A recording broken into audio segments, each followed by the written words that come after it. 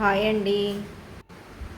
Hair ఇలా వదిలేసి మనం ఉసిరికాయలు, కుంకుడుకాయలు, యాపాకు, మందారపాకు ఇవి చిన్నప్పటి నుంచి వాడుతూ నేను ఇలా వెంట్రుకల్ని మెయింటెనెన్స్ చేస్తూ తలకు పోసుకున్నప్పుడు ఇలా వదిలేసి జడేసుకుంటాను.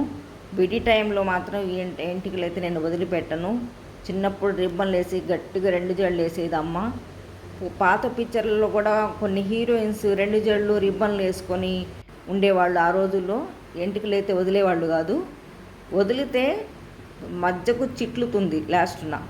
అందుకోసం అని చిట్లితే ఎంటికలు పెరగవు, ఊడిపోతాయని అమ్మ 2 జడలు గట్టిగా వేసేది రిబ్బన్లతో. రెడ్ రిబ్బన్స్, బ్లాక్ వచ్చాయి ఆ రోజుల్లో, ఆ 2 కలర్సే.